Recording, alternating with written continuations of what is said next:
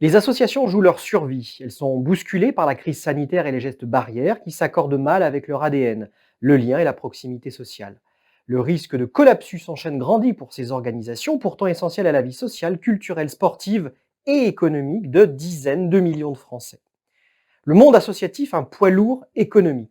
La France compte 1,5 million d'associations qui disposaient d'un budget cumulé de 113 milliards d'euros en 2017. 10% ont la particularité d'employer des salariés, 1,8 million pour être exact. C'est colossal, c'est 10% des effectifs du secteur privé pour un budget de 98 milliards. Une grosse partie de ces établissements travaillent dans le médico-social et l'humanitaire et portent à ce titre les politiques publiques. À l'inverse, les 90% d'associations restantes, plus petites, n'ont pas de salariés et leur budget moyen est en général inférieur à 10 000 euros. Ce sont surtout des associations de quartier qui proposent du sport, des activités culturelles, des loisirs. Leur budget cumulé avoisinait 15 milliards d'euros en 2017 et repose largement, à l'inverse des plus grandes, sur les financements privés. Elles vivent surtout grâce à leurs membres qui donnent par ailleurs de leur temps pour les faire fonctionner. Et pas qu'un peu, puisqu'on estime que le volume de travail des bénévoles représente 1,4 million d'emplois en équivalent temps plein. Mais les mesures sanitaires compliquent leur équation financière, notamment celle des plus petites. Celle-ci témoigne d'une baisse des adhésions en cette rentrée par peur de la propagation de la Covid-19.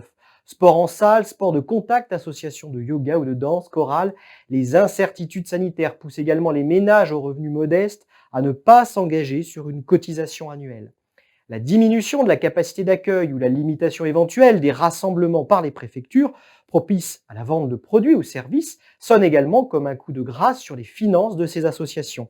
Dernier problème, les bénévoles manquent à l'appel alors qu'ils sont essentiels à leur fonctionnement. Un désastre économique et social se profile. Certes, les associations accèdent aux mêmes mesures de sauvegarde que les entreprises, PGE, chômage partiel, report de charges. Certes, il y a une enveloppe d'1 milliard d'euros, surtout pour celles travaillant dans l'insertion professionnelle. 190 millions sont prévus pour les missions locales et les associations sportives à travers notamment les dispositifs d'aide à l'emploi pour les jeunes. Certes, État et collectivités ont promis de mettre la main à la poche pour les aider, mais inévitablement l'argent va manquer pour payer les intervenants externes, les loyers, les manifestations, les équipements et les éventuels salariés. Faisons un rapide calcul pour les seules petites associations. Si on estime à 30% la baisse des financements privés, eh bien, il va manquer au moins 4 milliards d'euros pour boucler les budgets sur la base des données de 2017. Réduction de l'offre, annulation des rassemblements, voire même licenciement, les associations vont devoir se mettre au régime sec et pour certaines se mettre en sommeil. Après la crise, une autre crise menace, celle qui procédera des changements d'habitude et de comportement des Français. Moins de bénévolat pour réduire les contacts, choix de sport individuel, voire pas de sport du tout pour les familles modestes, essor des pratiques culturelles à domicile grâce au numérique.